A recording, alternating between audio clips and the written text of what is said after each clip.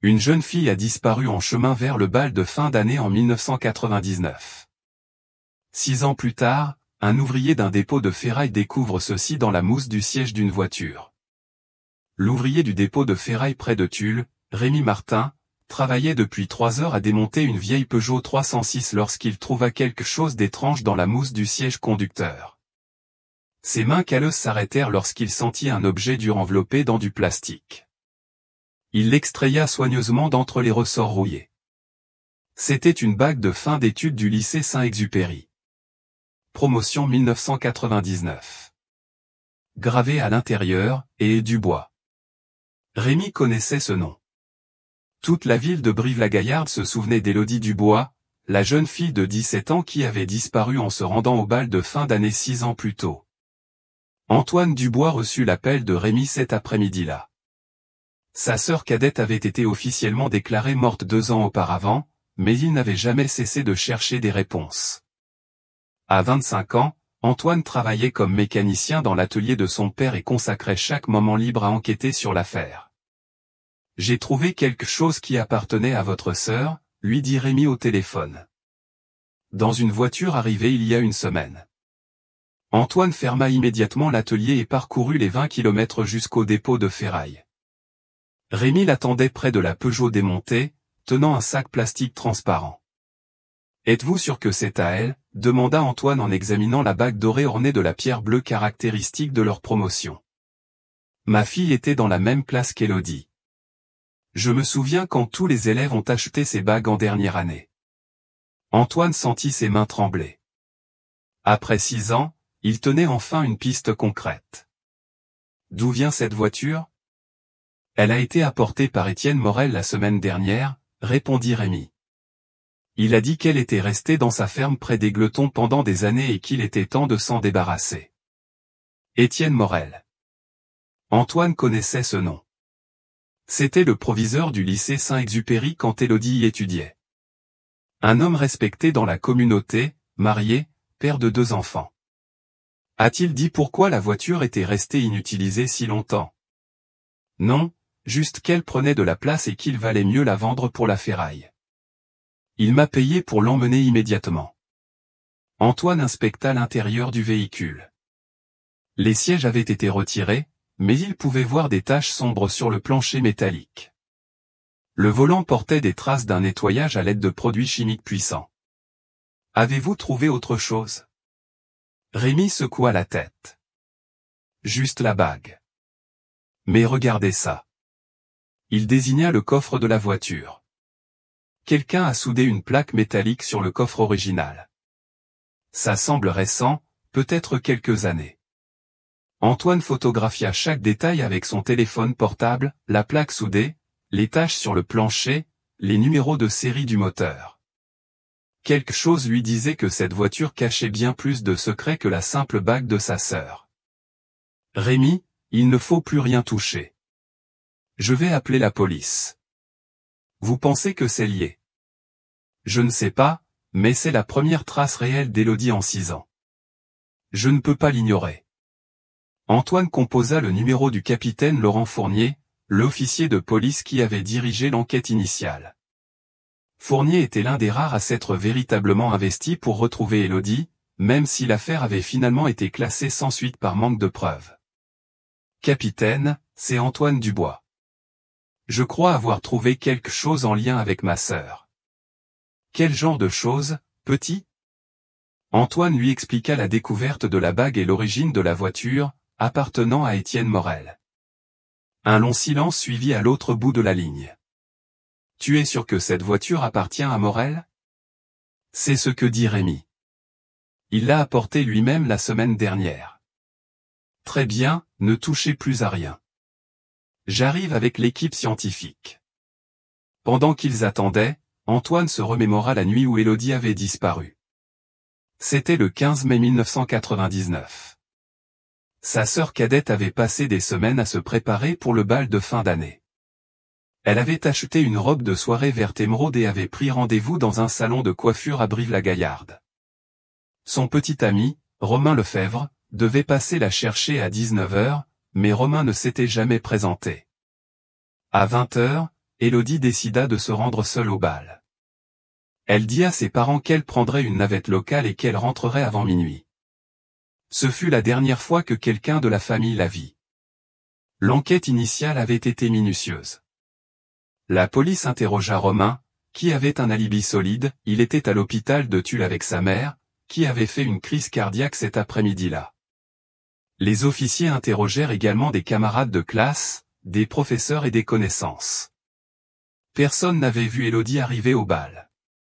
Les services de navettes locaux furent vérifiés, aucun chauffeur ne se souvenait avoir transporté une jeune fille en robe verte ce soir-là. Les caméras de surveillance de l'hôtel à Brive-la-Gaillarde, où le bal avait eu lieu, ne montraient pas Élodie entrant ou sortant du bâtiment. Après 3 mois d'enquête, l'affaire s'était refroidie. Il n'y avait ni corps, ni témoin, ni preuve d'un crime. La famille Dubois engagea des détectives privés, publia des annonces dans le journal La Montagne et offrit des récompenses. Tout fut vain. Le capitaine Laurent Fournier arriva avec 2 techniciens de la police scientifique 40 minutes plus tard. Antoine observait pendant qu'ils examinaient méticuleusement la Peugeot, prenant des photographies et collectant des échantillons. Les taches sur le plancher semblent être du sang, dit l'un des techniciens à Fournier. Nous devons analyser les échantillons en laboratoire, et cette plaque soudée sur le coffre, c'est clairement un travail récent. Celui qui l'a posée voulait cacher quelque chose. Fournier s'approcha d'Antoine. Nous allons devoir découper cette plaque pour voir ce qu'il y a dessous, et nous devrons interroger Étienne Morel. Vous pensez que... Antoine s'interrompit. Je ne veux pas spéculer pour l'instant, mais il est suspect que cette voiture réapparaisse maintenant, après tant d'années. Antoine ressentit un mélange d'espoir et de terreur. Après 6 ans d'incertitude, il y avait enfin une chance réelle de découvrir ce qui était arrivé à sa sœur, mais il savait aussi que les réponses pourraient être plus terribles qu'il ne l'avait imaginé. Le technicien scientifique découpa soigneusement la plaque soudée à l'aide d'une scie électrique. Lorsqu'il la retira enfin, un silence pesant s'installa. Dans le coffre, il y avait plusieurs objets, une chaussure à talons verts, un collier de perles et une carte d'étudiant. La carte appartenait à Élodie Dubois. Le capitaine Fournier établit un périmètre autour du dépôt de ferraille près de Tulle pendant que les techniciens continuaient de traiter la Peugeot. Antoine observait chaque mouvement depuis le bureau du propriétaire, où Rémi Martin préparait un café-filtre pour tout le monde. Nous avons assez de preuves pour rouvrir officiellement l'affaire, dit Fournier à Antoine. Mais il faut que vous compreniez quelque chose.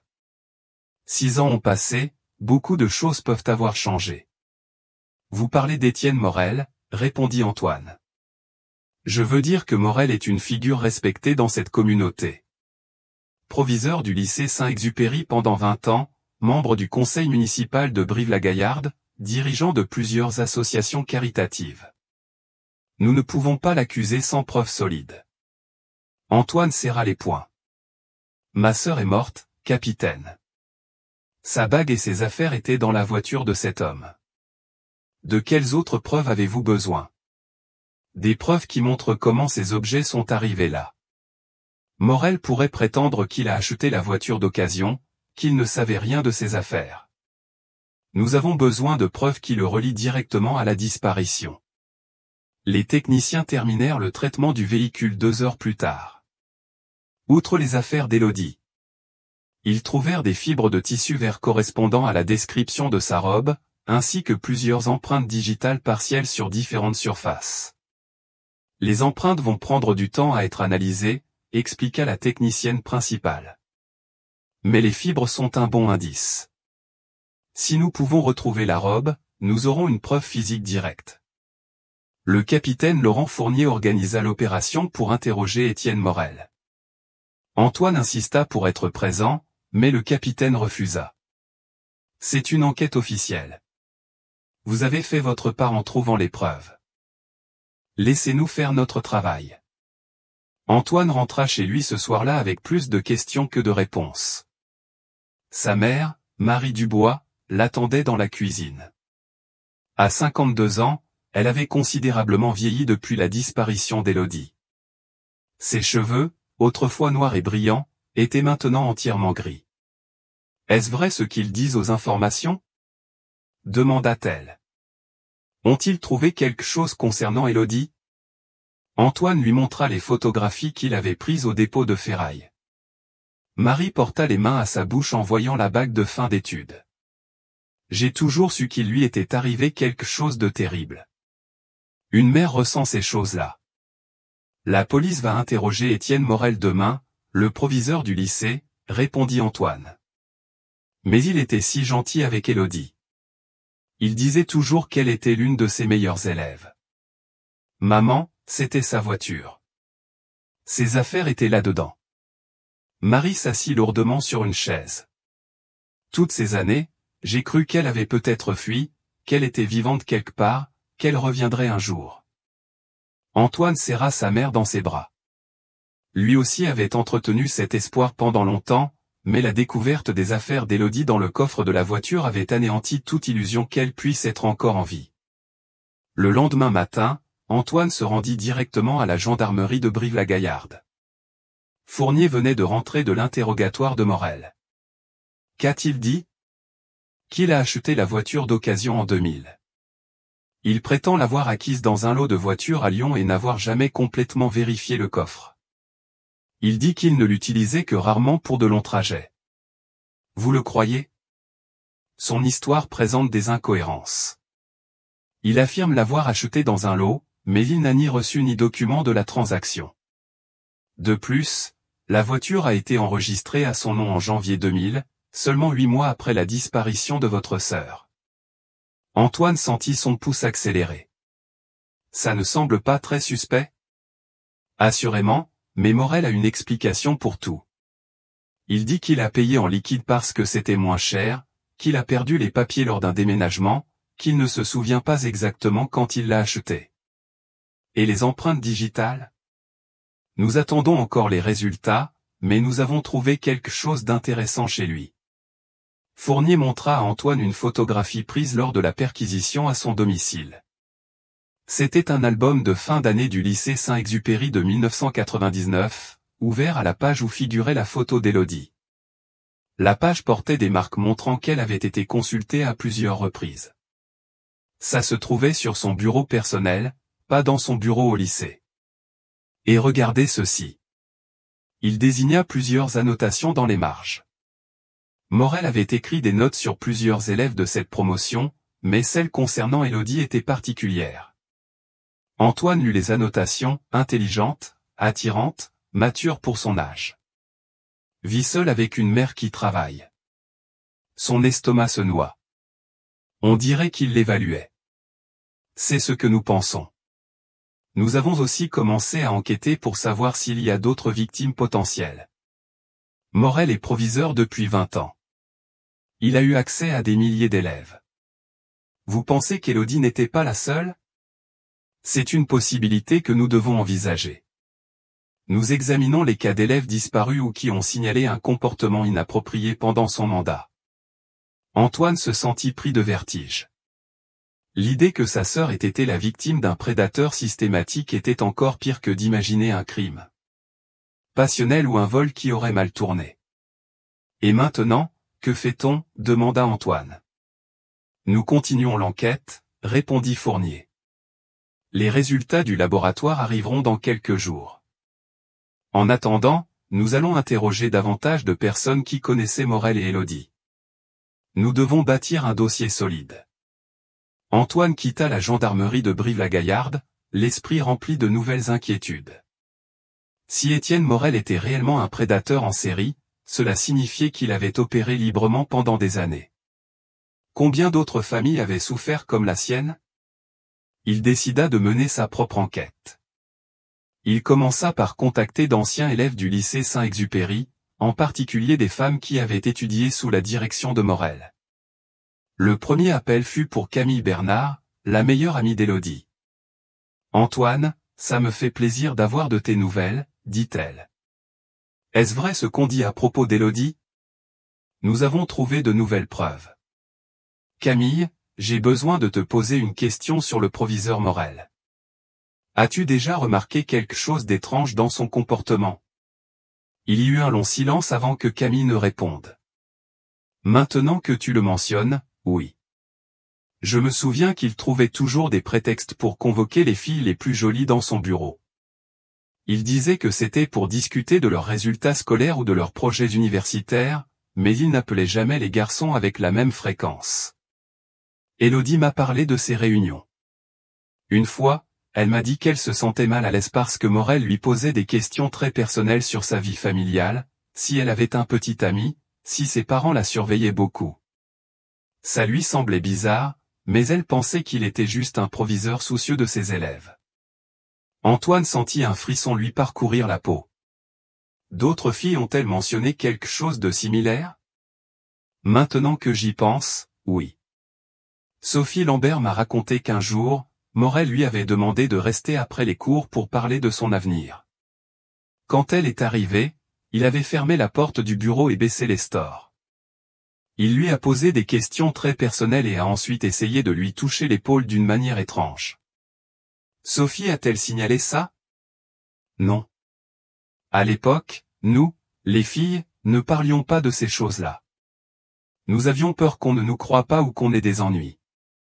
Antoine raccrocha avec une liste de noms d'anciennes élèves à contacter. Chaque conversation lui donnait une image plus claire du comportement de Morel. C'était un prédateur qui avait utilisé son autorité pour harceler des élèves pendant des années, mais Antoine avait besoin de preuves reliant directement Morel à la disparition d'Élodie. Il décida de fouiller toutes les affaires d'Élodie que la famille avait conservées. Dans la chambre qui avait été celle de sa sœur, désormais transformée en une sorte de sanctuaire, il trouva son journal intime, des lettres, des photographies et des documents scolaires. Il commença à lire le journal des derniers mois avant sa disparition. Les premières entrées étaient typiques d'une adolescente, plainte sur les examens, commentaires sur ses amis, projets pour le bal de fin d'année.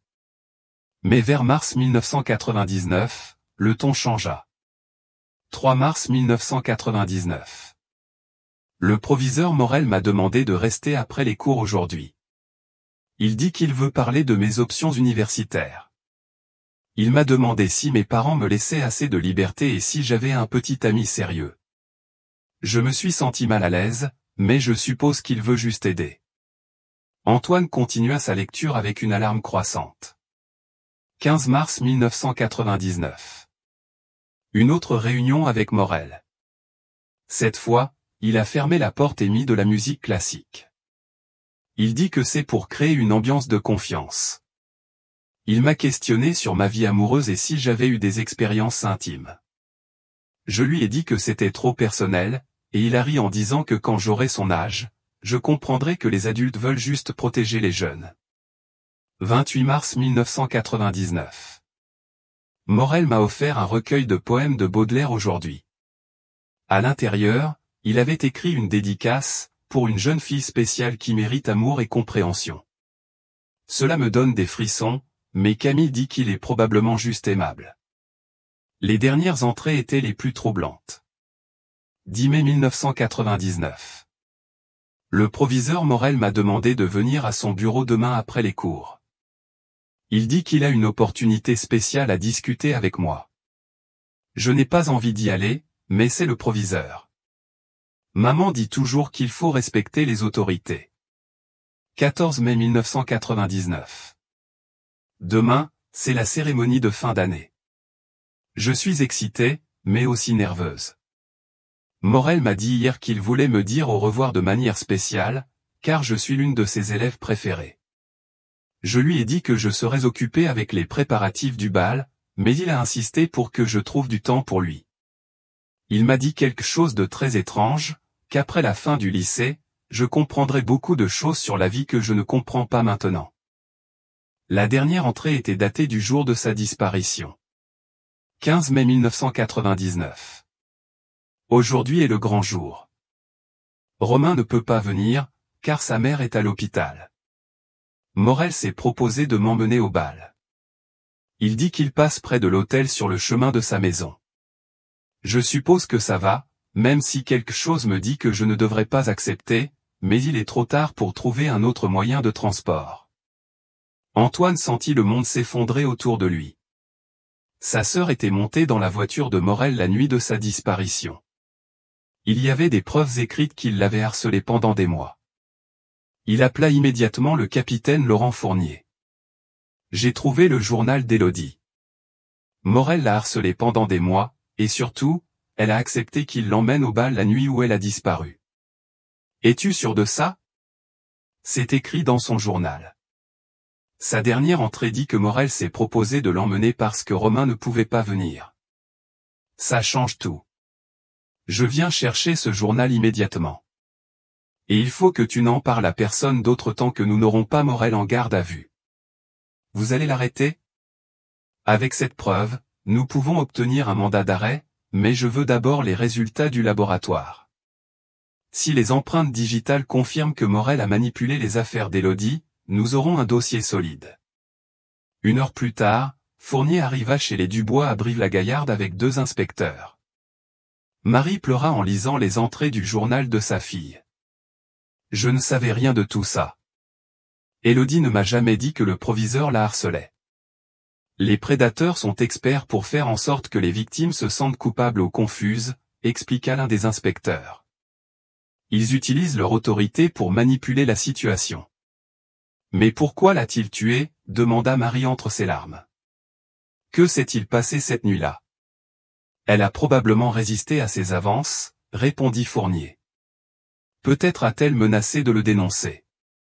Les agresseurs sexuels ont souvent recours à la violence lorsqu'ils sentent qu'ils vont être démasqués.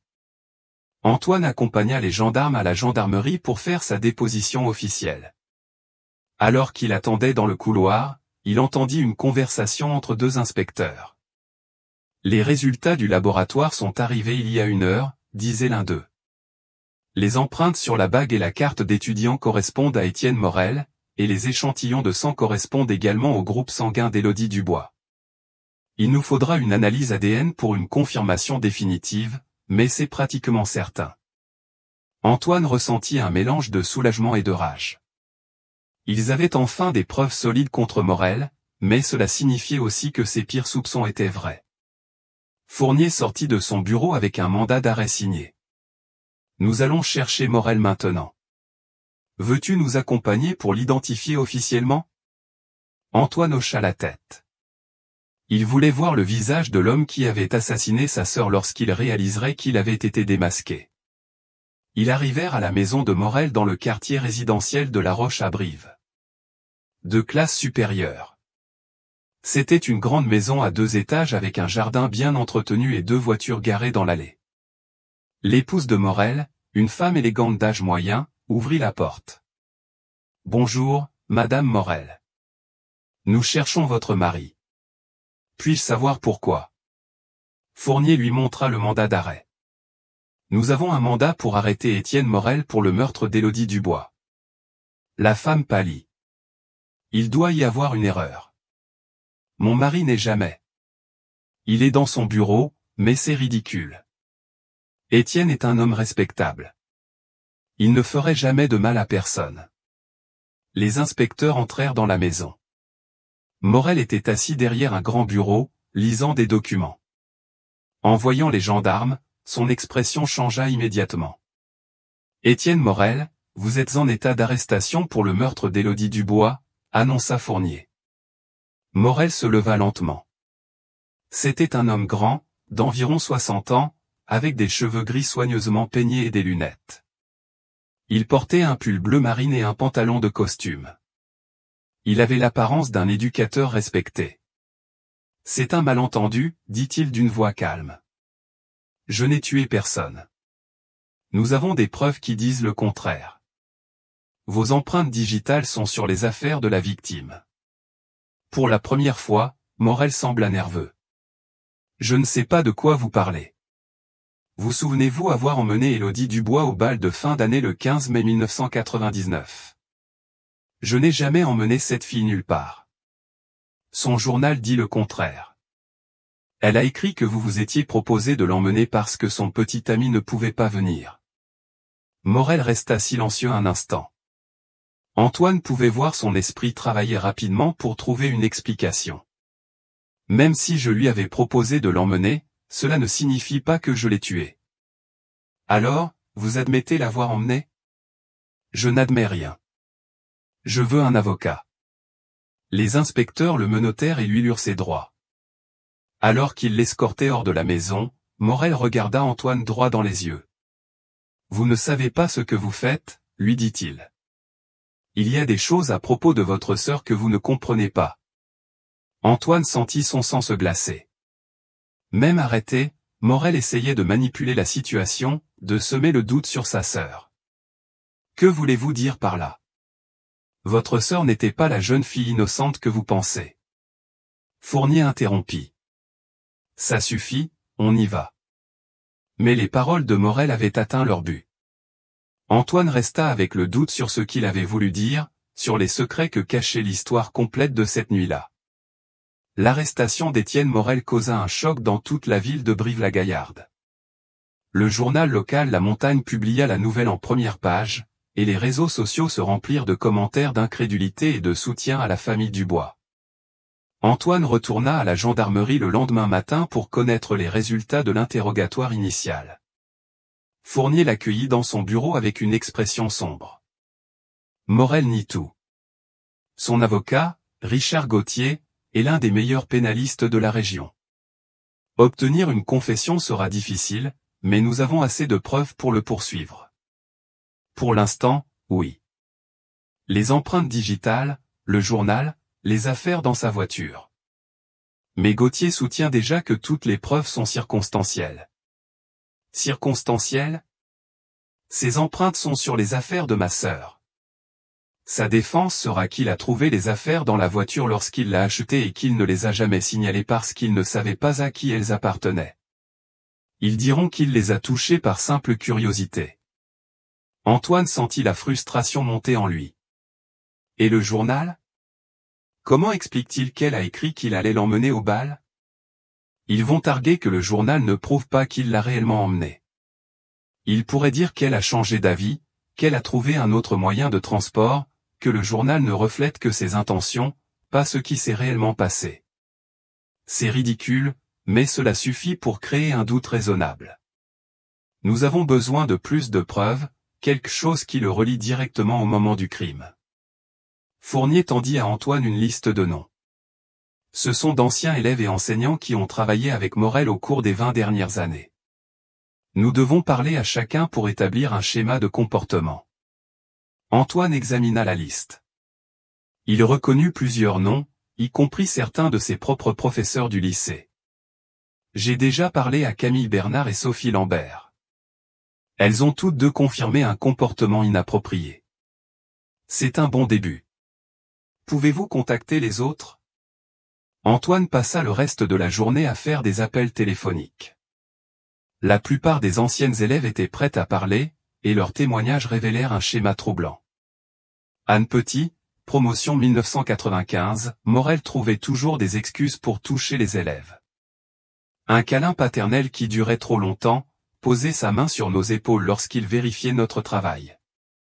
Plusieurs d'entre nous en ont parlé entre nous, mais nous n'avons jamais rien signalé officiellement. Lucie Thomas, promotion 2001, il m'a demandé de rester après les cours pour une leçon supplémentaire. Quand je suis arrivé, il avait mis de la musique romantique et fermé les rideaux. Il m'a demandé si j'avais de l'expérience avec des hommes plus âgés et si ma famille me donnait assez d'affection. Je suis parti immédiatement. Marine Girard, promotion 1997, la dernière semaine de cours, Morel m'a demandé de venir dans son bureau pour me dire au revoir. Il m'a offert un collier et m'a dit que j'étais spécial pour lui. Ensuite, il a essayé de m'embrasser. Je lui ai dit que j'allais en parler à mes parents, et il s'est mis en colère. Il m'a menacé de ruiner mes notes si je parlais. Chaque témoignage confirmait la même chose. Morel avait utilisé sa position pour harceler des élèves pendant des décennies, mais Antoine réalisa qu'Élodie avait été différente. Selon son journal, le harcèlement avait été plus prolongé et intense. Cet après-midi-là, il reçut un appel inattendu. C'était Valérie Simon, une femme qui avait été secrétaire au lycée Saint-Exupéry pendant 15 ans. « Antoine, j'ai vu les nouvelles concernant le proviseur Morel. Il faut que je te parle. » « À propos de quoi? » ?»« De ce qui s'est vraiment passé la nuit où ta sœur a disparu. Je pense que je peux aider. » Ils se retrouvèrent dans un café discret au centre de Brive-la-Gaillarde. Valérie, une femme de 45 ans, semblait nerveuse et prudente. « J'ai peur de parler », admit-elle. « Morel a beaucoup d'amis puissants dans cette ville, mais je ne peux plus me taire après ce que j'ai vu. »« Que as-tu vu ?» ?»« La nuit du 15 mai 1999, je suis resté tard au lycée pour terminer les rapports de fin d'année. J'ai vu Morel sortir de son bureau avec Élodie. Elle semblait mal à l'aise, comme si elle ne voulait pas partir avec lui. Antoine sentit son cœur s'accélérer. « Les as-tu vus monter dans la voiture ?»« Oui. » Élodie portait sa robe verte de bal. Morel l'a prise par le bras de manière possessive, comme si elle lui appartenait. « Pourquoi n'as-tu rien dit pendant l'enquête initiale ?» Valérie baissa les yeux. « Parce que Morel m'a menacé. Le lendemain, il m'a convoqué dans son bureau et m'a dit que si je mentionnais quoi que ce soit à propos de cette nuit, je perdrais mon emploi. J'ai 2 enfants à charge, Antoine. J'avais besoin de ce travail. D'autres personnes étaient-elles au courant? Oui. L'agent d'entretien, Philippe Durand, les a vus aussi, mais il a subi la même chose que moi. Morel l'a menacé de le licencier s'il parlait. Philippe travaille toujours là-bas. Il a pris sa retraite il y a 3 ans, mais je pense qu'il serait prêt à parler maintenant. Antoine contacta immédiatement Fournier pour l'informer des nouveaux témoins. Le capitaine organisa des entretiens formels avec Valérie et Philippe. Philippe Durand, âgé de 70 ans, avait travaillé au lycée Saint-Exupéry pendant 30 ans avant de prendre sa retraite. Son témoignage fut encore plus précis. J'ai vu le proviseur sortir avec la jeune fille cette nuit-là. Elle semblait effrayée. Quand ils sont arrivés à la voiture, elle a essayé d'ouvrir la portière du passager, mais le proviseur l'a prise par le bras et lui a dit quelque chose. Elle a secoué la tête, mais il a insisté. Finalement, elle est montée, mais elle semblait très nerveuse. « As-tu entendu ce qu'il lui a dit ?» demanda Antoine. « Pas exactement, mais on aurait dit qu'il lui donnait des instructions, comme pour la rassurer, lui disant que tout irait bien. » À quelle heure était-ce? Vers 19h30. Je m'en souviens parce que mon service se terminait à 20h et j'étais en train de ranger mes affaires. Les as-tu vus revenir? Non. Je suis parti à 20h précise. Mais le lendemain, quand j'ai appris que la jeune fille avait disparu, j'ai tout de suite pensé à ce que j'avais vu. Pourquoi ne l'as-tu pas signalé? Philippe resta silencieux un instant. Morel m'a convoqué dans son bureau 2 jours plus tard. Il m'a dit qu'il y avait des rumeurs selon lesquelles j'inventais des histoires sur lui. Il m'a averti que la diffamation était un délit grave et que je pourrais avoir des ennuis judiciaires. Il m'a aussi rappelé que ma pension complète dépendait de lui. Avec les témoignages de Valérie et Philippe, le parquet disposait de preuves solides qu'Étienne Morel avait été la dernière personne à voir Élodie vivante. Mais l'avocat de la défense, Richard Gauthier, continuait d'arguer qu'il n'y avait pas de preuves directes du crime. Ils peuvent prouver qu'ils étaient ensemble ce soir-là, expliqua Fournier. Mais ils ne peuvent pas prouver ce qui s'est passé ensuite. Gauthier va arguer que Morel l'a emmené au bal et qu'ils se sont séparés là-bas. Mais l'hôtel n'a aucun registre indiquant qu'elle est arrivée. Non, mais la défense peut prétendre qu'elle est arrivée et repartie immédiatement, qu'elle a changé d'avis sur sa participation au bal. Antoine se sentit frustré par les complexités du système judiciaire. Ils avaient des preuves claires que Morel avait été la dernière personne à voir Élodie, mais apparemment, cela ne suffisait pas pour garantir une condamnation. Que faut-il pour clore l'affaire? Idéalement, nous devons trouver le corps, obtenir une confession, ou un témoin qui aurait vu le crime directement. Pensez-vous que le corps se trouve quelque part en particulier? Nous enquêtons sur les propriétés que Morel possède ou auxquelles il a eu accès au cours des 6 dernières années. Il a une petite ferme près d'Égletons et une maison de vacances à Vichy. Allez-vous les fouiller? Nous avons déjà les mandats. Les perquisitions commenceront demain. Antoine ressentit un mélange d'espoir et de crainte. Après 6 ans, il pourrait être proche de retrouver le corps de sa sœur. Mais il savait aussi que chaque réponse apportait de nouvelles questions douloureuses sur les derniers instants d'Élodie. Ce soir-là, en relisant les notes de toutes les interviews, Antoine réalisa quelque chose d'important. Plusieurs témoins avaient mentionné que Morel avait des amis puissants dans la ville. S'il avait réussi à faire taire des employés du lycée pendant 6 ans, il était possible qu'il ait des complices ou des protecteurs occupant des positions d'autorité. La question était, jusqu'où allait ce réseau de dissimulation? Et qui d'autre avait protégé Morel toutes ces années? Antoine arriva tôt à la gendarmerie de Brive-la-Gaillarde pour accompagner les équipes de recherche qui allaient fouiller les propriétés de Morel. Fournier l'accueillit avec des nouvelles inquiétantes. Nous avons un problème. Quelqu'un a divulgué des informations sur les perquisitions. Quand nous sommes arrivés à la ferme ce matin, nous avons trouvé des preuves que des documents avaient été récemment brûlés. Qui aurait pu divulguer l'information? Nous enquêtons, mais cela signifie que Morel a des alliés au sein du système. Quelqu'un l'aide de l'intérieur. Antoine sentit un frisson le parcourir. S'il y avait de la corruption au sein de la gendarmerie ou du système judiciaire, l'affaire pourrait se compliquer énormément. Avez-vous trouvé quelque chose à la ferme?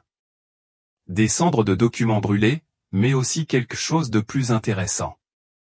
Dans la grange, nous avons découvert une pièce cachée derrière un faux mur.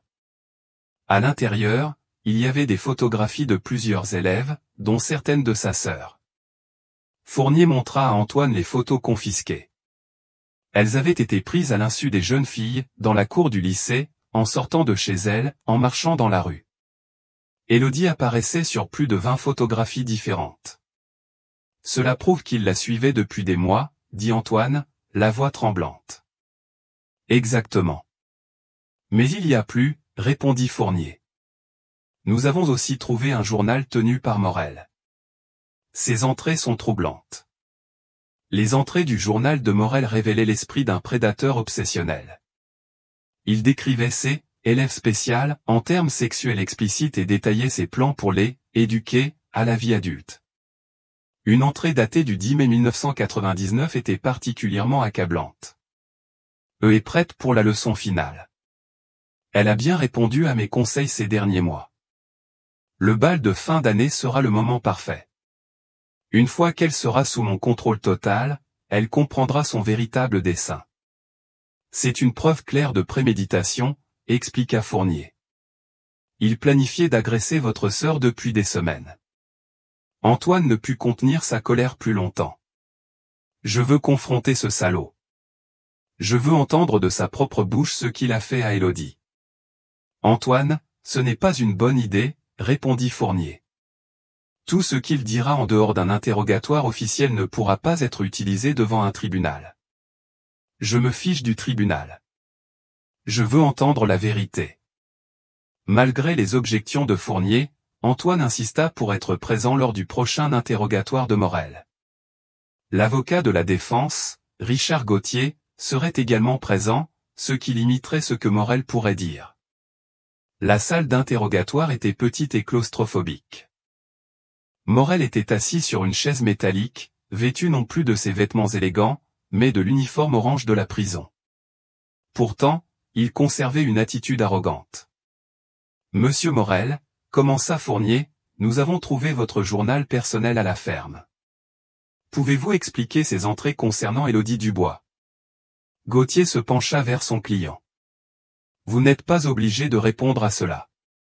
Mais Morel sembla vouloir parler. Ce journal reflète des pensées privées, des fantasmes, pas des actes réels. Des fantasmes sur le viol d'élèves mineurs? Je n'ai violé personne. Antoine ne put se taire plus longtemps. Alors, qu'avez-vous fait à ma sœur? Morel le regarda directement pour la première fois. Ses yeux étaient froids, calculateurs. Votre sœur n'était pas la jeune fille innocente que vous pensez. Que voulez-vous dire par là?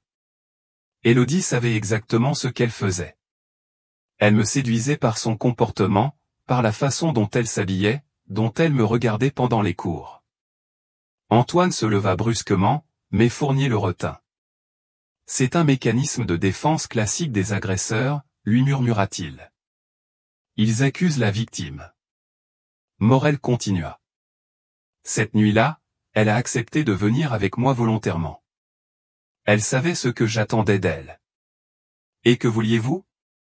De la gratitude, de la reconnaissance? J'étais son mentor, la personne qui avait guidé son développement académique et personnel pendant des années. Vous attendiez du sexe d'une élève de 17 ans? Gauthier intervint. Mon client ne répondra pas à des questions qui pourraient l'incriminer. Mais Morel ignora son avocat. Élodie était mature pour son âge. Elle comprenait les complexités des relations adultes. Les relations adultes incluent tuer quand la victime refuse. Je n'ai tué personne. Alors, où est ma sœur? Morel resta silencieux un instant, mais Antoine vit quelque chose dans ses yeux, de la connaissance, de la culpabilité. Je ne sais pas où est Élodie. Je l'ai laissée à l'hôtel cette nuit-là et je ne l'ai jamais revue. Menteur. L'hôtel n'a aucun registre prouvant qu'elle y est arrivée. Les hôtels ne recensent pas tous ceux qui entrent et sortent. Fournier interrompit l'échange. Nous avons des photographies que vous avez prises d'Élodie à son insu. Nous avons votre journal décrivant des plans pour l'agresser. Nous avons des témoins qui vous ont vu l'emmener cette nuit-là. Vos empreintes sont sur ses affaires. Tout cela est circonstanciel, répondit Morel. Et le fait que ces affaires étaient dans le coffre de votre voiture? Pour la première fois, Morel sembla nerveux. Je vous l'ai dit, j'ai acheté cette voiture d'occasion. Je ne savais pas qu'il y avait des affaires dedans. Vous avez acheté la voiture 8 mois après la disparition d'Élodie. Voulez-vous nous faire croire que c'est une coïncidence? Les documents se sont perdus. Je ne me souviens pas exactement quand je l'ai acheté. Antoine se pencha en avant. Vous savez ce que je pense? Je pense que vous l'avez tuée cette nuit-là quand elle a résisté à vos avances. Je pense que vous avez mis son corps dans le coffre de cette voiture et que vous l'avez emmené quelque part pour l'enterrer. Ensuite, vous avez gardé la voiture dans votre ferme pendant des années. Morel le regarda avec un sourire troublant.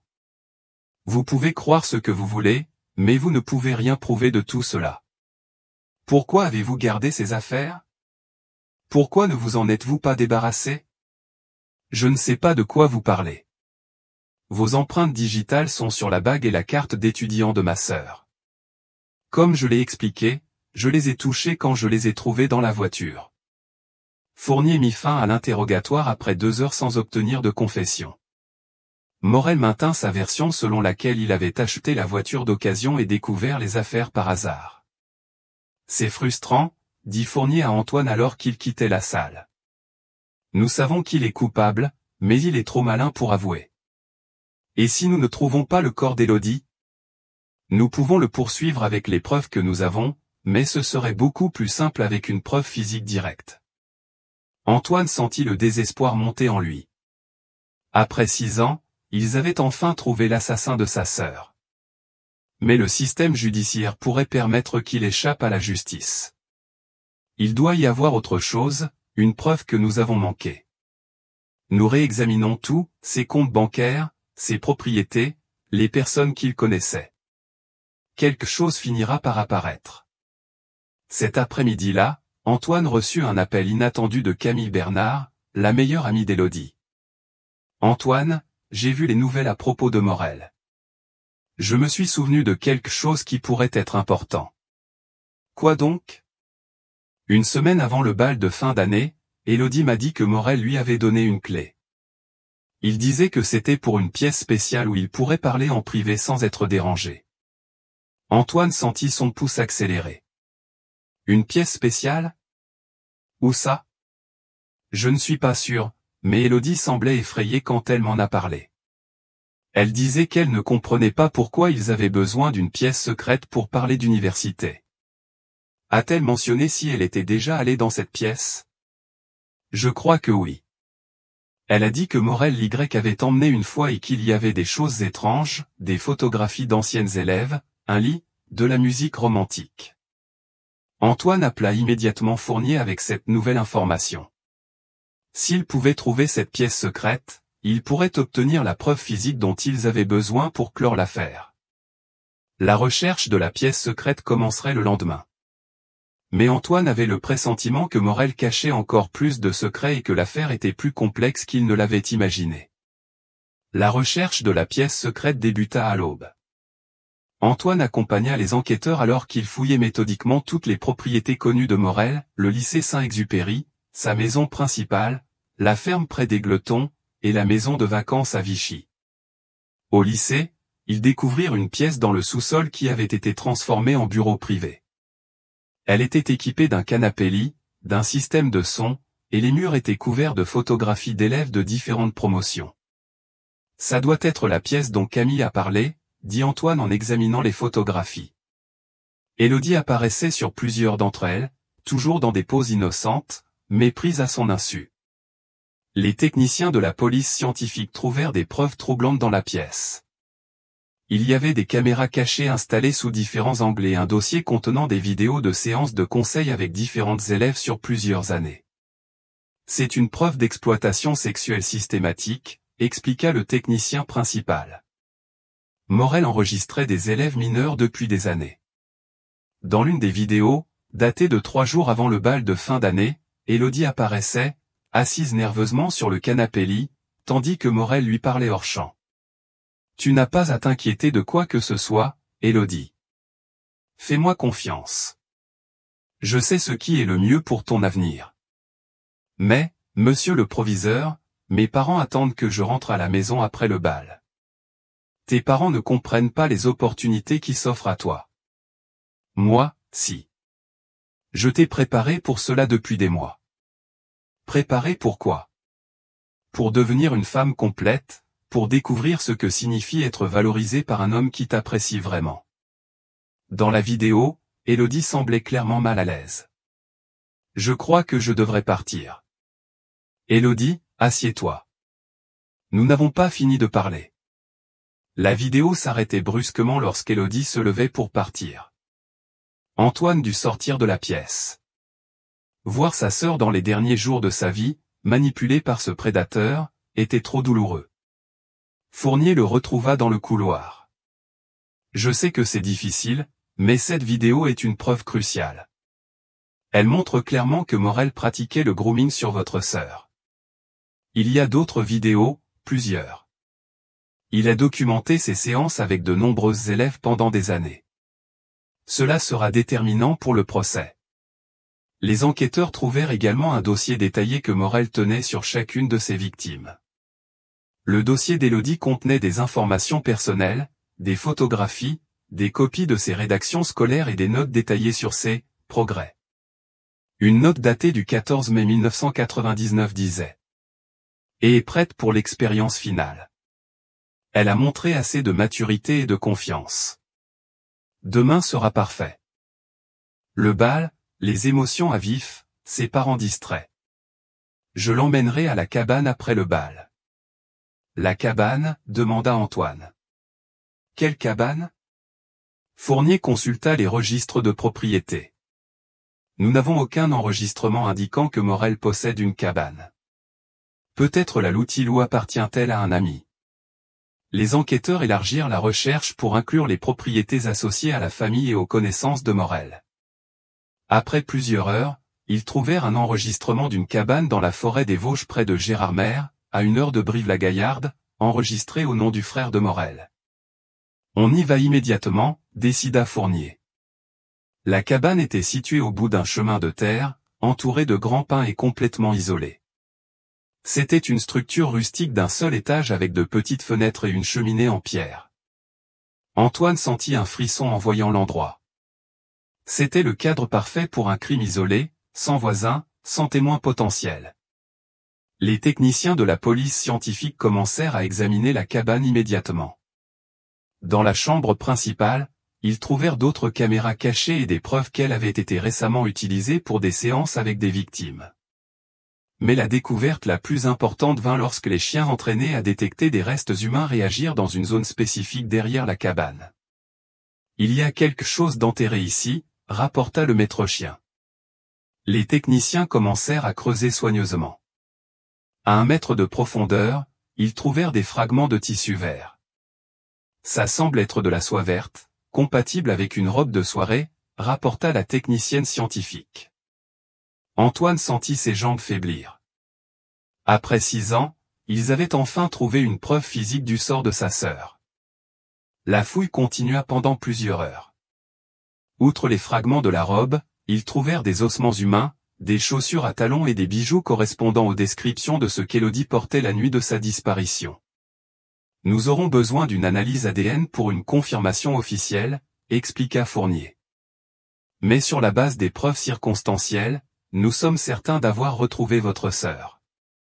Antoine s'effondra contre un arbre à proximité. La recherche était terminée, mais le soulagement était mêlé d'une douleur profonde. Il n'y avait plus d'espoir qu'Élodie soit encore en vie quelque part. Les enquêteurs continuèrent de traiter la scène de crime.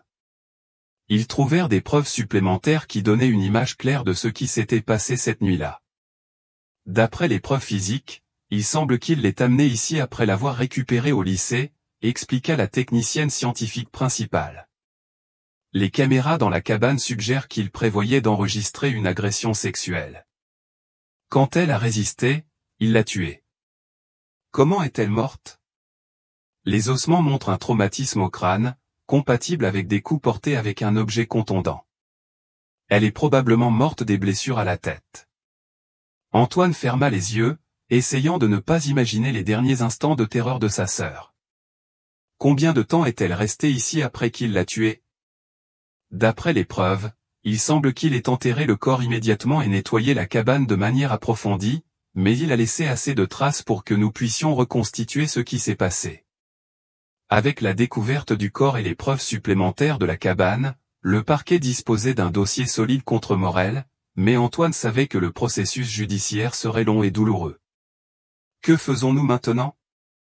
Nous confrontons Morel avec toutes ces nouvelles preuves. Avec un peu de chance, il finira par avouer et nous évitera un procès interminable. Mais en retournant à Brive-la-Gaillarde, Antoine réalisa quelque chose qui le tracassait depuis des jours. Morel avait opéré pendant des décennies sans être détecté. Il avait fait taire des témoins. Il avait eu accès à des propriétés secrètes.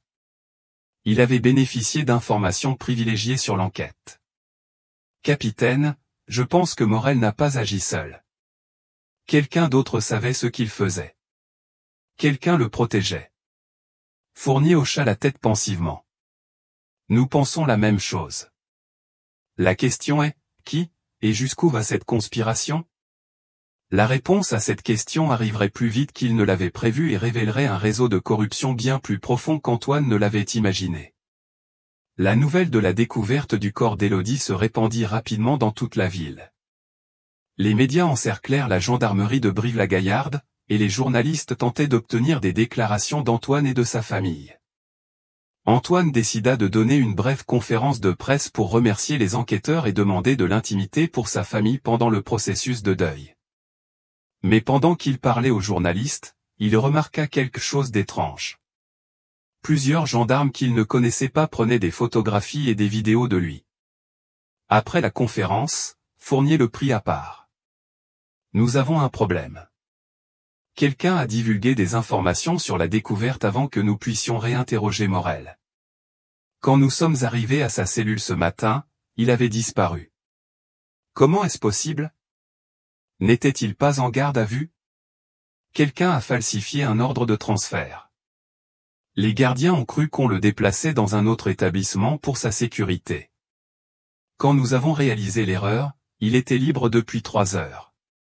Antoine sentit son sang se glacer. Après 6 ans de recherche, l'assassin de sa sœur s'était échappé. Comment ont-ils su exactement quand faire le transfert falsifié? C'est la question cruciale. Quelqu'un ayant accès à des informations privilégiées a coordonné cela. Nous enquêtons sur toutes les personnes qui étaient au courant de l'opération à la cabane. Avez-vous une idée d'où il pourrait être? Demanda Antoine. Nous avons émis des alertes dans tous les aéroports, les gares routières et les postes frontières, mais Morel connaît bien cette région. Il pourrait se cacher n'importe où. Antoine ressentait un mélange de rage et d'impuissance. J'ai besoin d'aider à la recherche. Absolument pas, répondit Fournier. Si Morel se sent acculé, il pourrait devenir dangereux. Nous ne voulons pas que vous deveniez une cible. Mais Antoine avait déjà pris sa décision. Il connaissait la région aussi bien que n'importe quel gendarme et avait des contacts qui pourraient l'aider. Il n'allait pas rester les bras croisés pendant que l'assassin de sa sœur s'échappait. Cet après-midi-là, sans en informer les autorités, Antoine commença sa propre recherche. Il contacta d'abord des mécaniciens et des employés de stations-service sur les routes principales. Si Morel était en fuite en voiture, il aurait besoin de carburant et peut-être de réparation. À la 3e station-service qu'il visita, sur la route menant à La Rochelle, le gérant se souvenait d'avoir vu un homme correspondant à la description de Morel. Il est arrivé vers 2 heures du matin, expliqua l'employé. Il conduisait une vieille Renault Kangoo et n'a payé que le minimum de carburant, comme s'il n'avait pas beaucoup d'argent. Dans quelle direction est-il parti? Il a continué sur la route vers le port, mais il semblait nerveux, comme s'il fuyait quelque chose. Antoine poursuivit sa route vers La Rochelle, s'arrêtant dans chaque petit village pour poser des questions sur Morel. Dans un restaurant de routier, une serveuse se souvenait d'avoir servi un petit déjeuner à un homme correspondant à la description. Il était très agité, se rappela-t-elle. Il n'arrêtait pas de regarder vers la route, comme s'il s'attendait à ce que quelqu'un le suive. Il a aussi posé des questions sur les bateaux partant du port. Antoine réalisa que Morel essayait de quitter le pays par la mer. Il appela immédiatement Fournier. Je crois qu'il tente de s'échapper par le port de La Rochelle. Une serveuse dit qu'il a posé des questions sur des bateaux. Que faites-vous à La Rochelle? Je vous ai dit de rester chez vous. Je ne pouvais pas rester sans rien faire pendant qu'il s'échappait. Antoine, rentrez immédiatement. Nous envoyons des équipes au port tout de suite. Mais Antoine était trop proche pour abandonner. Il continua vers le port, appelant des connaissances travaillant sur les quais. Au port, un docker lui dit qu'un homme avait demandé un travail sur des navires marchands ce matin-là. Il disait qu'il avait de l'expérience administrative et qu'il devait quitter le pays de toute urgence pour des raisons familiales, expliqua le docker. On l'a orienté vers le capitaine Dubois du cargo le Saint-Michel, qui part ce soir pour l'Espagne. Antoine sentit une décharge d'adrénaline.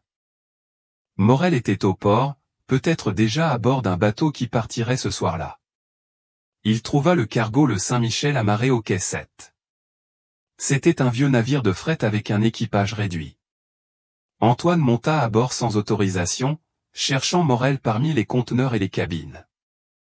Il le trouva dans la salle des machines, essayant de convaincre l'ingénieur de le laisser rester comme travailleur temporaire. Étienne Morel, cria Antoine depuis l'entrée de la salle. Morel se retourna brusquement. En voyant Antoine, son expression passa de la surprise à la désespération. « Vous ne comprenez pas » cria-t-il. « Je ne voulais pas que les choses se passent comme ça.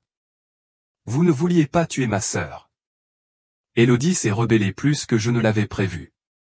Ce n'était pas censé se passer comme ça. » Antoine sentit une rage pure couler dans ses veines. Ce n'était pas censé être quoi? Votre victime consentante? Morel commença à reculer vers l'arrière de la salle des machines. C'était une fille spéciale. Je voulais juste lui enseigner des choses sur la vie. Vous l'avez assassinée quand elle a refusé d'être violée. C'était un accident. Quand il commença à crier, j'ai essayé de la calmer. Je voulais juste qu'elle se taise. L'ingénieur du bateau s'était précipité pour chercher de l'aide. Antoine et Morel étaient seuls dans la salle des machines. Vous l'avez tuée pour la faire taire. Je n'avais pas prévu de la tuer, répondit Morel, mais quand elle a menacé de tout raconter, j'ai su que ma vie serait finie. Ma famille, ma carrière, tout. Alors, vous avez choisi de protéger votre réputation en tuant une jeune fille innocente. Morel avait atteint le fond de la salle. Il n'avait plus nulle part où reculer. Vous ne comprenez pas la pression que je subissais. La communauté, ma famille, mes responsabilités. Je ne pouvais pas laisser une fille tout détruire. Antoine s'approcha lentement. Qui d'autre était au courant? Qui vous a aidé à couvrir le crime pendant 6 ans? Personne ne m'a aidé.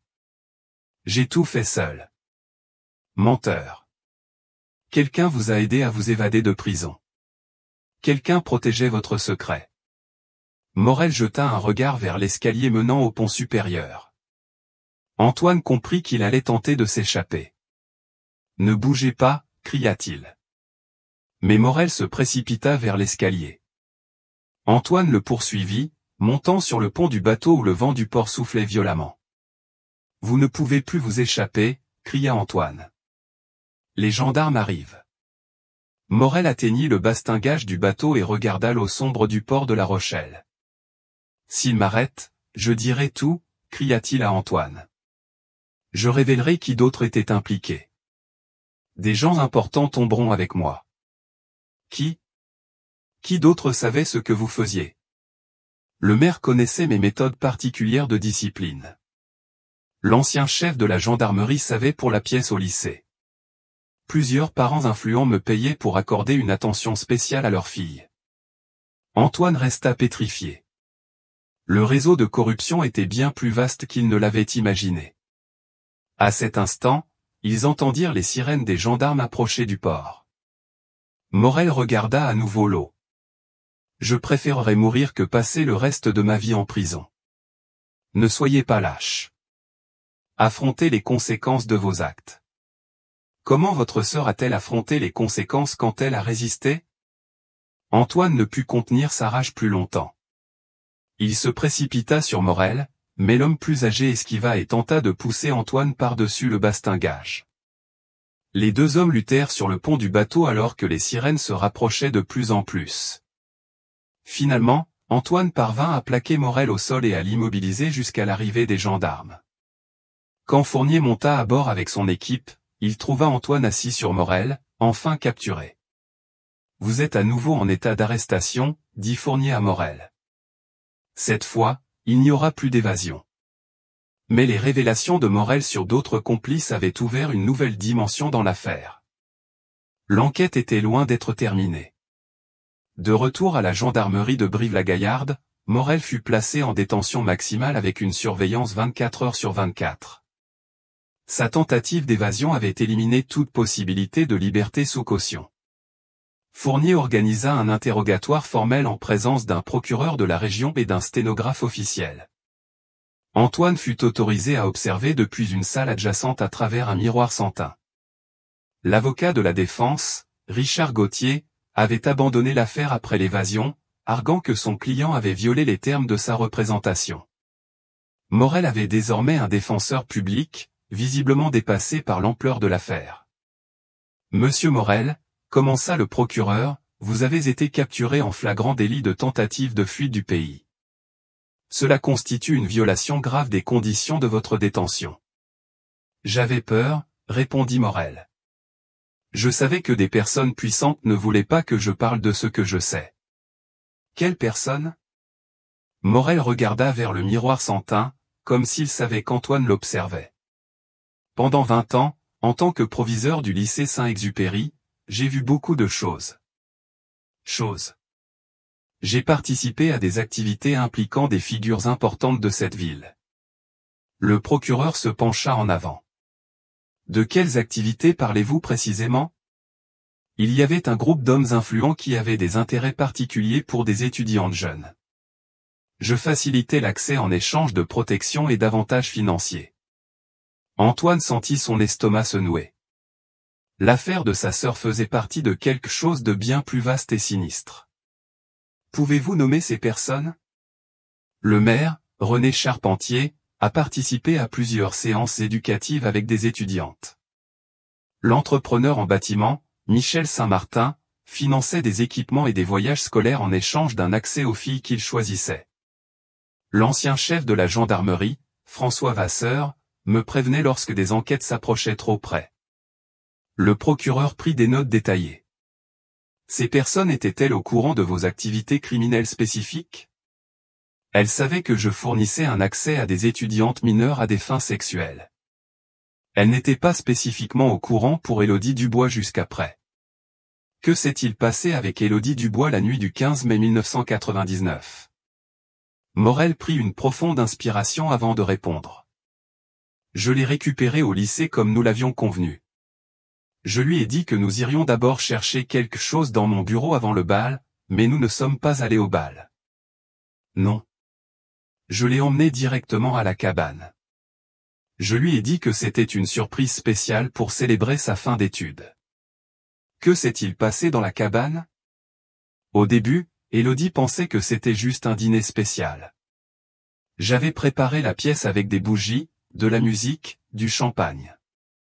Je lui ai dit que je voulais célébrer ses réussites académiques de manière intime. Antoine ferma les yeux, mais se força à continuer d'écouter. Quand s'est-elle rendue compte de vos véritables intentions? Quand j'ai commencé à la toucher, je lui ai expliqué que cela faisait partie de son éducation en tant que femme adulte, que j'étais la personne indiquée pour lui enseigner l'intimité. Comment a-t-elle réagi? Elle a eu peur. Elle a essayé de sortir de la cabane, mais j'avais verrouillé la porte. Je lui ai dit de se calmer, que je ne lui ferais pas de mal si elle coopérait. Mais elle s'est rebellée. Elle a commencé à crier et à se débattre, elle m'a griffé le visage et a tenté de briser les fenêtres. Je lui ai dit d'arrêter de faire du bruit, sinon il y aurait des conséquences. Le procureur continua ses questions, chaque réponse étant plus horrible que la précédente. À quel moment avez-vous décidé de la tuer? Ce n'était pas une décision. Pendant la lutte, elle est tombée et s'est cognée la tête contre la cheminée en pierre. Il y avait beaucoup de sang. Elle était inconsciente, mais elle respirait encore. J'aurais pu l'emmener à l'hôpital, mais je savais que si elle survivait, elle raconterait tout. Ma carrière, ma famille, ma réputation, tout aurait été fini. Alors, qu'avez-vous fait? Morel baissa la tête. J'ai pris un tisonnier de la cheminée et je l'ai frappé plusieurs fois à la tête jusqu'à ce qu'elle cesse de respirer. Antoine dut sortir de la salle d'observation. Entendre les détails précis du meurtre de sa sœur était trop douloureux. Lorsqu'il revint, le procureur posait des questions sur l'opération de dissimulation. Qu'avez-vous fait du corps? J'ai attendu tard dans la nuit et je l'ai enterré derrière la cabane. J'ai nettoyé tout le sang et brûlé sa robe et ses sous-vêtements. Pourquoi avez-vous gardé certaines de ces affaires? Comme des souvenirs. Je savais que c'était dangereux, mais je ne pouvais pas me débarrasser de tout. Où avez-vous gardé la voiture pendant ces 6 ans? Dans une grange à ma ferme près d'Égletons. Je la couvrais de bâches et ne la déplaçais que lorsque c'était absolument nécessaire. Pourquoi avez-vous décidé de vous débarrasser de la voiture maintenant? Parce que je savais qu'Antoine Dubois ne cesserait jamais de chercher. Chaque année qui passait, il devenait plus dangereux de la garder. L'interrogatoire se prolongea pendant 6 heures. Morel confessa des détails précis sur le meurtre, la dissimulation et le réseau de corruption qui lui avait permis d'opérer pendant des décennies. Combien d'autres étudiantes ont été victimes de votre réseau au cours de ces 20 ans? Peut-être 50 ou 60 filles différentes. La plupart n'ont participé qu'à des séances éducatives. Élodie a été la seule à mourir. Des séances éducatives. Vous parlez d'abus sexuels, de photographies intimes, de chantage émotionnel. Mais nous leur disions toujours que cela faisait partie de leur éducation, que c'était normal. Antoine sentit la nausée l'envahir. Sa sœur avait été victime d'un réseau systématique d'abus qui opérait depuis des décennies. À la fin de l'interrogatoire, Morel avait pleinement confessé le meurtre d'Élodie et impliqué plusieurs figures influentes de la ville dans le réseau d'abus. Êtes-vous prêt à témoigner contre ces autres personnes en échange d'une réduction de votre peine? Oui, j'ai tout perdu. Au moins, je peux m'assurer qu'ils paient aussi pour ce qu'ils ont fait. Quand l'interrogatoire se termina, Fournier rejoignit Antoine. Nous avons une confession complète pour le meurtre, mais maintenant nous devons enquêter sur tous les autres impliqués. Combien de temps cela va-t-il prendre? Des mois, peut-être des années. Ce réseau implique des personnes très puissantes qui se battront pour se protéger. Antoine se sentit submergé.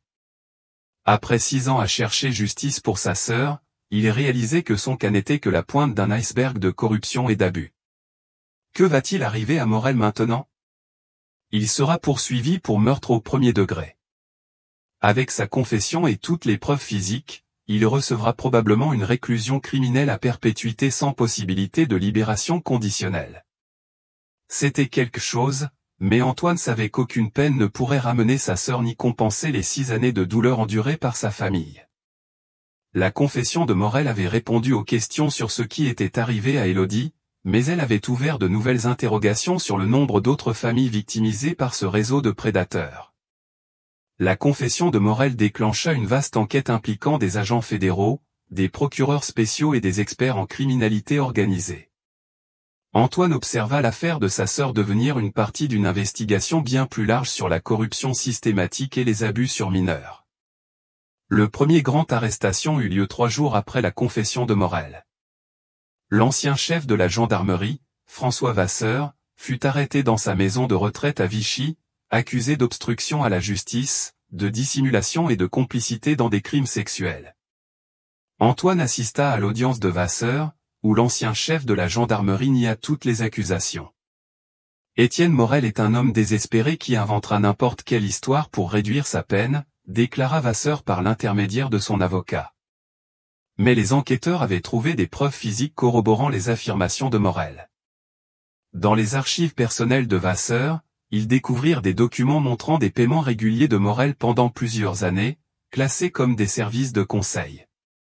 Ils trouvèrent également des registres indiquant que Vasseur était intervenu personnellement pour clore ou rediriger plusieurs enquêtes qui s'approchaient trop des activités de Morel. En 1997, une étudiante nommée Rose Moreau a signalé un comportement inapproprié de Morel, expliqua le procureur fédéral lors de l'audience. Le rapport fut assigné à l'inspecteur Charles Ruiz, mais Vasseur a transféré l'affaire à un autre inspecteur qui l'a classé sans la compléter. En 1998, les parents de Sophie Lambert ont déposé une plainte formelle contre Morel. Une fois de plus, Vasseur est intervenu pour s'assurer que l'enquête soit minimisée. Dans le cas d'Élodie Dubois en 1999, Vasseur a assigné l'affaire à des enquêteurs juniors et a limité les ressources disponibles pour la recherche. Antoine réalisa que la disparition de sa sœur aurait pu être évitée si les enquêtes précédentes avaient été menées correctement. La deuxième arrestation fut celle du maire, René Charpentier, arrêté dans son bureau municipal alors qu'il dirigeait une réunion du conseil municipal. Charpentier, un homme de 55 ans qui avait servi comme maire pendant 2 mandats, fut accusé d'abus sexuels sur mineurs, de corruption et de crimes organisés. Les preuves contre Charpentier incluaient des photographies trouvées dans la pièce secrète de Morel, le montrant avec plusieurs étudiantes dans des situations compromettantes, ainsi que des registres bancaires révélant des paiements réguliers sur le compte personnel de Morel. Charpentier utilisait sa position de maire pour faciliter les activités criminelles de Morel, expliqua le procureur.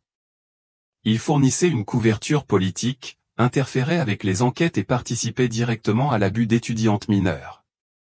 La troisième arrestation fut celle de l'entrepreneur Michel Saint-Martin, dont l'entreprise de construction avait remporté plusieurs contrats municipaux importants pendant les années où Charpentier était maire. Lors de la perquisition des bureaux de Saint-Martin, les enquêteurs découvrirent une pièce privée équipée de manière similaire à la pièce secrète de Morel, avec des caméras cachées, un lit et des dossiers contenant des photographies d'étudiantes.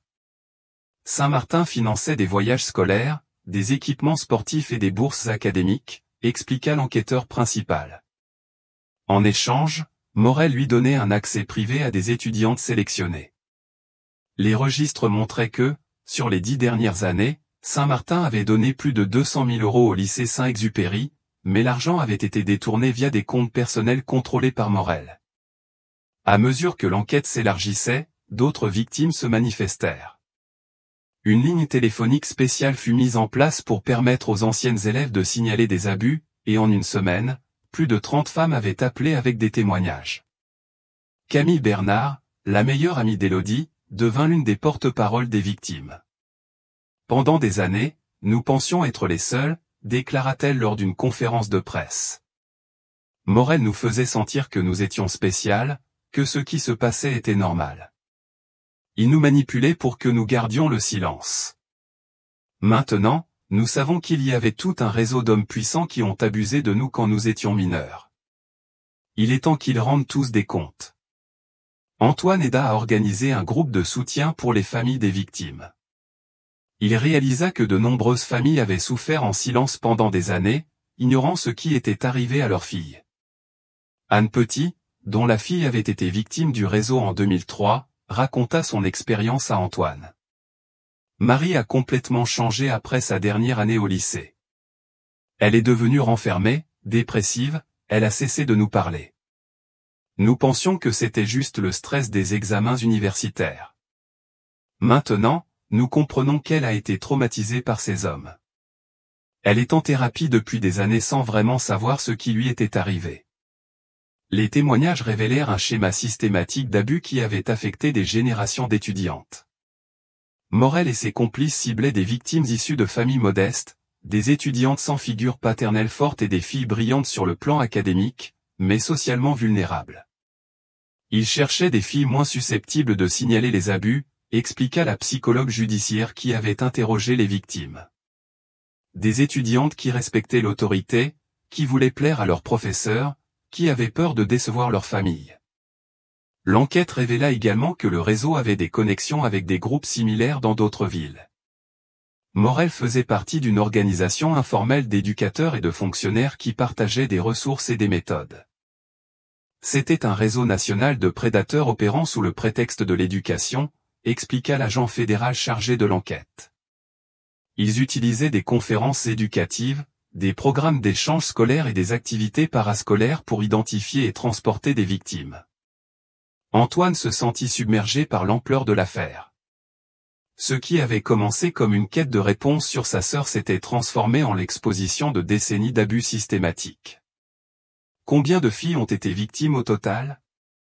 D'après les témoignages reçus jusqu'à présent, nous estimons qu'il y a eu plus de 200 victimes directes au cours des 20 dernières années, rien que dans cette ville. À l'échelle nationale, cela pourrait se compter en milliers. L'enquête continua de s'élargir, mais Antoine savait qu'il ne pourrait jamais identifier toutes les victimes ni poursuivre tous les coupables. Le mal était trop étendu et avait duré trop longtemps.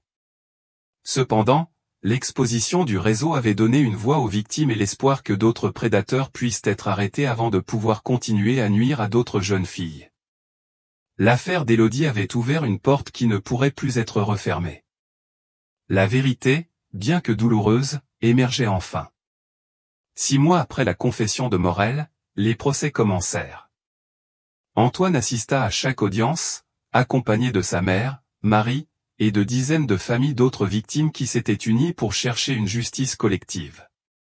Le procès d'Étienne Morel fut le premier.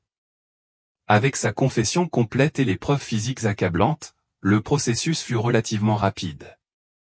Le juge le condamna à la réclusion criminelle à perpétuité, sans possibilité de libération conditionnelle, pour le meurtre d'Élodie, plus 60 années supplémentaires pour les chefs d'accusation d'abus sexuels multiples. Vous avez abusé de votre position d'autorité et de confiance pour exploiter des étudiantes vulnérables pendant des décennies, déclara le juge lors du prononcé de la sentence. Votre comportement n'a pas seulement détruit des vies individuelles, mais il a corrompu une institution éducative entière. Morel ne montra aucun remords pendant la sentence. Même dans ses remarques finales, il tenta de justifier ses actions. J'ai fourni une éducation spéciale à des filles qui en avaient besoin, déclara-t-il. Je les ai préparées pour le monde réel de manière que leur famille ne pouvait pas. Antoine sentit la nausée l'envahir en entendant ces mots, mais il éprouva aussi un soulagement en sachant que Morel ne sortirait jamais de prison. Le procès de l'ancien chef de la gendarmerie, François Vasseur, fut plus compliqué. Sa défense soutint qu'il avait été manipulé par Morel et qu'il n'avait pas une connaissance complète des activités criminelles.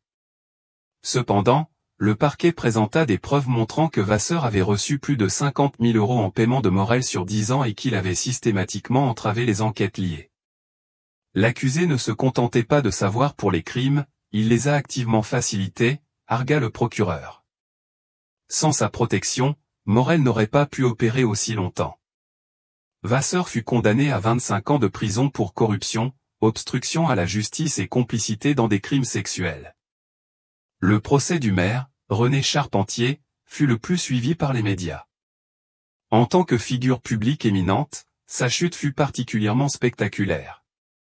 Les preuves présentées incluaient des vidéos de Charpentier participant à des séances avec des étudiantes, des registres bancaires montrant des paiements irréguliers et des témoignages de multiples victimes.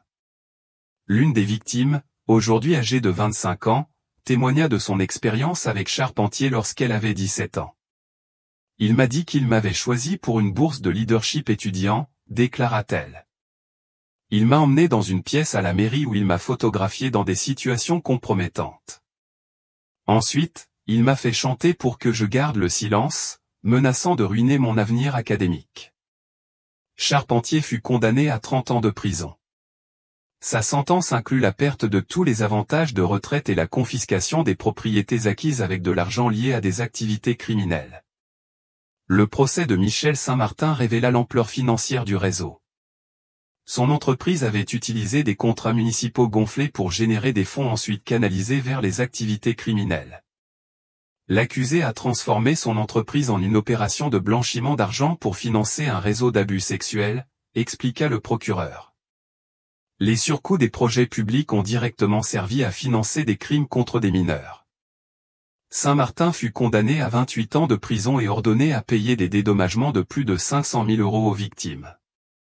Pendant les procès, Antoine travailla avec d'autres proches pour créer la Fondation Élodie Dubois, une organisation dédiée à la prévention des abus sexuels dans les institutions éducatives et au soutien des victimes de traumatismes. Nous voulons nous assurer que la mort d'Élodie et la souffrance de toutes ces jeunes filles n'aient pas été vaines, expliqua Antoine lors de la cérémonie de lancement de la Fondation Élodie Dubois. La Fondation mit en place plusieurs programmes, une éducation sur le consentement et les limites appropriées dans les écoles, une formation pour les enseignants sur la manière d'identifier et de signaler les abus, ainsi que des services de conseil gratuits pour les victimes. Elle collabora également avec des législateurs pour mettre en œuvre de nouvelles lois exigeant des vérifications d'antécédents plus strictes pour les éducateurs et des processus de signalement plus efficaces pour les cas d'abus. Un an après les procès, le lycée Saint-Exupéry fut entièrement réorganisé. Le bâtiment où Morel avait opéré fut démoli et remplacé par un nouveau centre étudiant doté de bureaux aux murs de verre pour garantir une transparence totale dans toutes les interactions entre adultes et élèves. Une plaque commémorative fut installée dans le nouveau bâtiment en mémoire d'Élodie Dubois et de toutes les victimes d'abus. Que leur courage inspire une vigilance constante pour protéger les plus vulnérables. Antoine visitait la tombe d'Élodie chaque mois. Son corps avait finalement été inhumé au cimetière municipal de Brive-la-Gaillarde après que toutes les analyses médico-légales furent terminées. « Élodie, nous connaissons enfin la vérité », lui disait-il lors de ses visites. « Ton affaire a aidé à sauver d'autres filles. Ta mort n'a pas été vaine. » Marie, sa mère, avait trouvé une forme de paix dans le travail de la Fondation. « Aider d'autres familles m'aide à donner un sens à ce que nous avons perdu, » expliquait-elle. 5 ans après la découverte de la bague dans la casse automobile, Antoine épousa Sophie Lambert, l'une des survivantes ayant trouvé une guérison grâce au travail de la Fondation. Lors de leur mariage, ils réservèrent un moment pour honorer la mémoire d'Élodie et de toutes les victimes qui n'avaient pas survécu. « Élodie aurait été ma demoiselle d'honneur », déclara Antoine lors de son discours.